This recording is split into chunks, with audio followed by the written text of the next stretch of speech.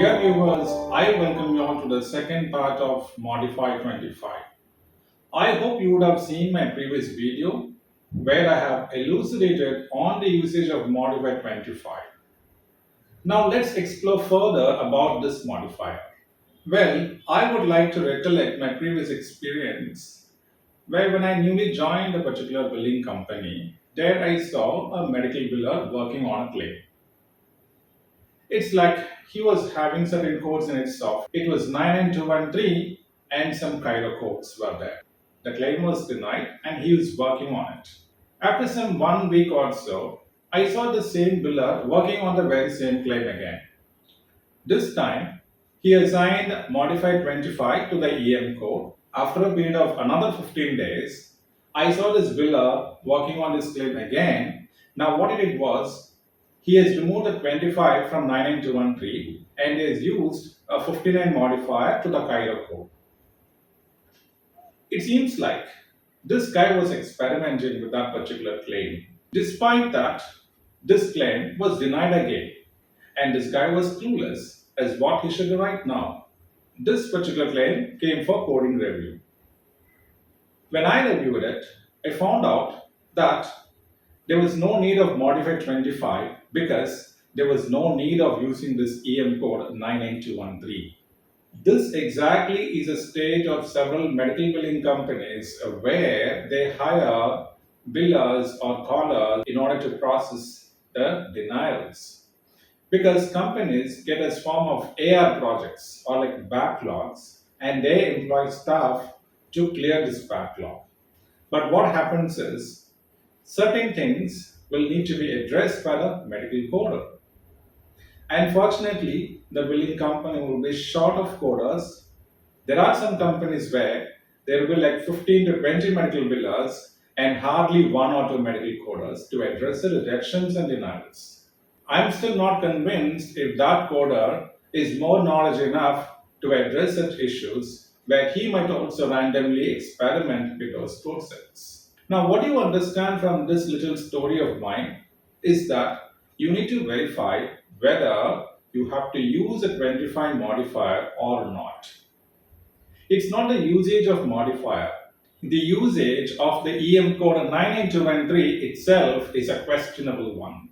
So here you see people used to experiment with claims by adding modifiers and removing modifiers because end of the day they want this claim to be paid.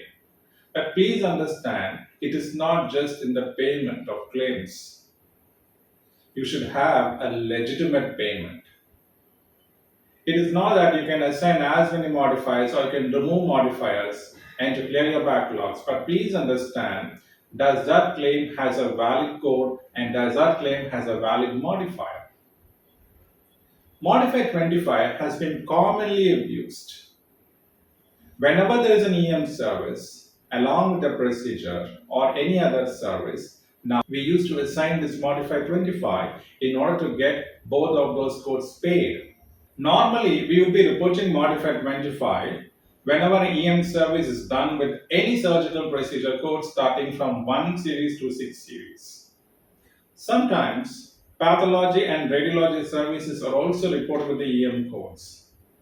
There would be differing guidelines. So there are insurance companies who don't want the usage of modified 25 when you are going to report a radiological service along with this E&M. You can get the claim paid even without this modified 25 to the EM code.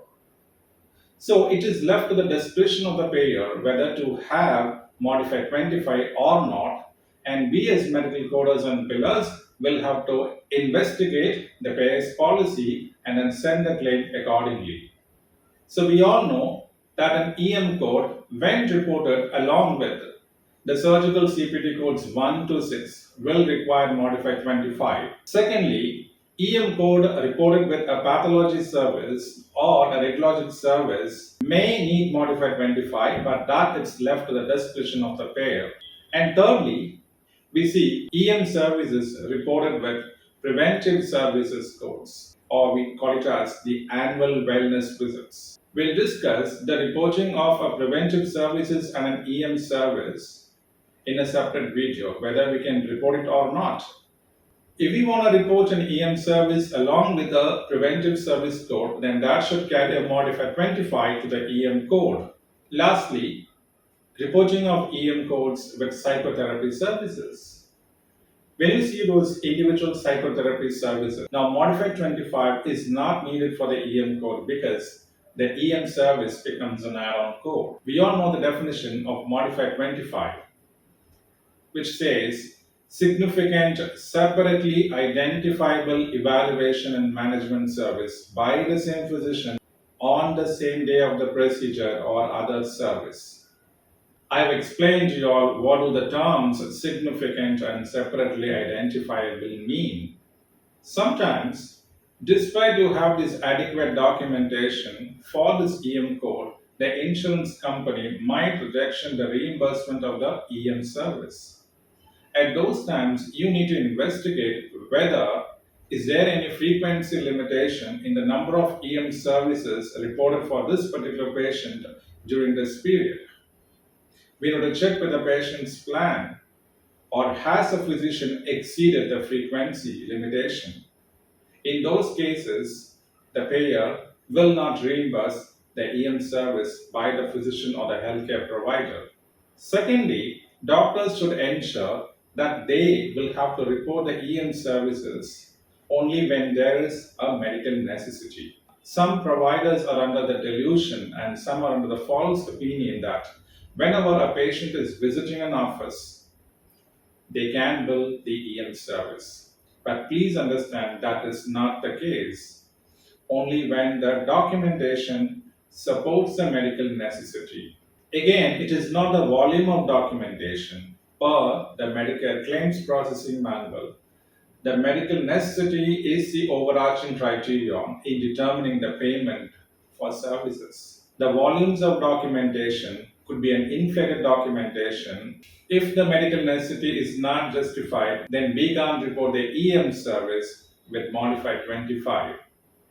Modified 25 will always be subject to audits because every procedure or service has a pre-EM service and a post-EM service, which means every procedure bundles the EM service. Some amount of evaluation needs to be done by the treating provider whenever he's going to perform a procedure on a patient.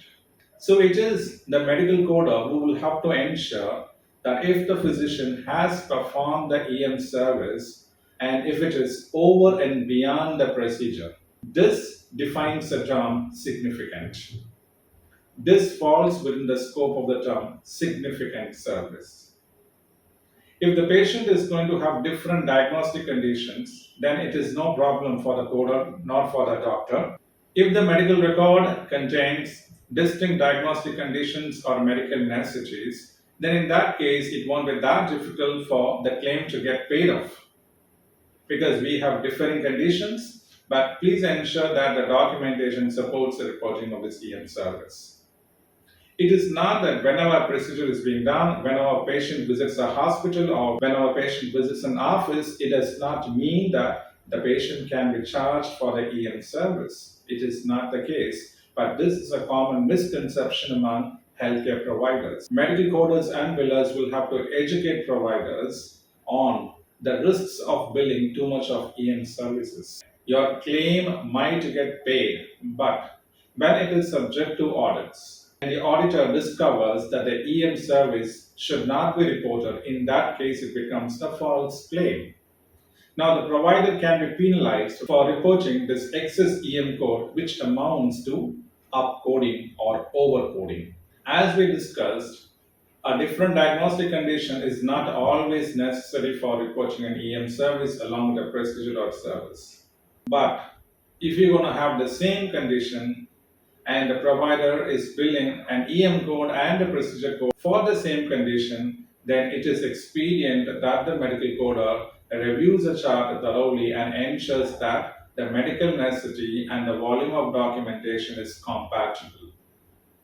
There should be a significant service, certainly be over and beyond the service or the effort that is being made by the healthcare provider for that particular procedure. Let's see a coding scenario which justifies a usage of modifier 25 along with the procedure which has been done to this particular patient on a given day. Raju is evaluated for severe neck pain and elevated BP, TPI administered for neck pain, and new meds prescribed for elevated blood pressure. If you see, the patient presents with a severe neck pain, but it does not state whether it is an acute or a chronic injury. Now, this is more concerning to the patient, and the doctor addresses this neck pain by performing TPI, which are trigger point injections. Now, these injections are being administered to the muscle or groups of muscles in order to alleviate the pain.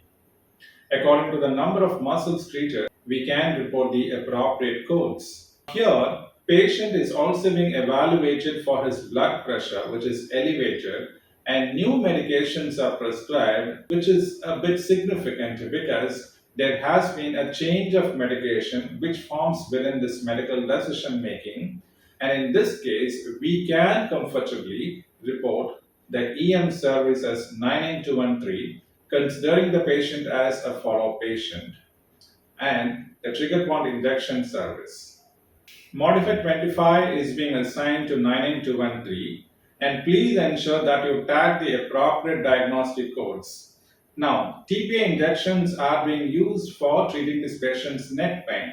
So the diagnosis code of neck pain should be reported to TPI, so which would essentially be an R code, because the code sets that start with R deal with signs and symptoms and abnormal findings. Same way, elevated BP also would have a separate R code. So in order to get this claim paid in a proper way, we can report Modifier 25 to the EM code with the diagnosis code for elevated BP, and for TPI, we can report the diagnosis code of neck pain. Please understand there are several overpayments, and insurance can anytime recoup these overpayments if the medical coder or the treating physician is not aware of the proper usage of Modifier 25. This can cause significant harm to the practice as well as the providers. Whenever you have a claim with a Modifier 25 issue, please ensure whether the E&M in the first place is correct or not. Then you can use Modifier 25 and then get it reimbursed. I believe this session will be immensely useful to you. Please follow these instructions while you're coding and building out the claims. Thank you very much, and I'll see you in the next video.